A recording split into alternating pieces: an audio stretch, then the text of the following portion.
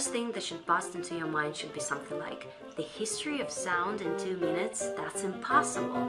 Yes, I understand and I agree. That's why I named it a brief history of sound. And that's why I'll signify only the key points, the very, very key points of history of sound. From the very beginning, the sound was added accompanying the action on the screen and actual situation by bringing a pianist to the cinema hall. As simple as that. When a dialogue appeared on the screen, supportive notes followed. When a recording system appeared, there was a pre-recorded sound, played separately from the motion picture. But thanks to Alan Crosland, in 1926, the first synchronized sound was brought to Cinematographic arena with Don Juan motion picture. His achievement was followed by talkie, which means synchronized dialogue, the jazz singer, in 1927. Even though in 30s sound in film was still considered a fad, it has done a significant turnover, which laid out the upcoming history of cinematography. Mammy, Mammy, the sun shines deep, the sun shines wet, but I know where the sun shines best. Technology-wise speaking, the synchronization of the sound was crucial at that point in history because people strived for believing in what they saw.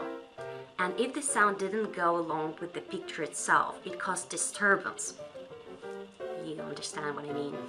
Nowadays it's different because modern viewer is acquainted with soundtracks, and even more, the simpler the soundtrack is, the more boring the viewer gets. And speaking of today's sounds, the most prevalent current method of recording analog sound on a film print is by stereo variable area or SVA recording, a technique first used in the mid-70s as Dolby Stereo. A 2-channel audio signal is recorded as a pair of lines run in parallel with the film's direction of travel through the projector. The lines change area, grow broader or narrower depending on the magnitude of the signal.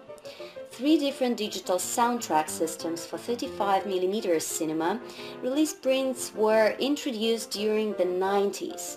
They are Dolby Digital, which is stored between the perforations of the sound side, SDDS, stored in 2 redundant strips along the outside edges beyond the perforations, and DTS, in which sound data is stored on separate compact discs synchronized by a timecode track on the film just to the right of the analog soundtrack and left of the frame.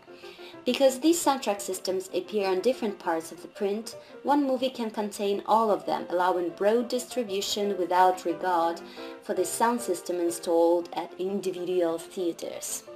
So that's pretty much like it, the very, very brief history of cinematographic sound.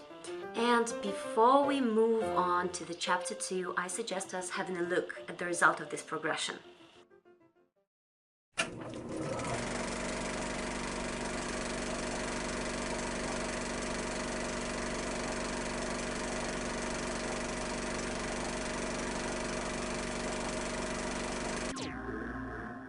We gotta make a break for it, Jerry. Right now.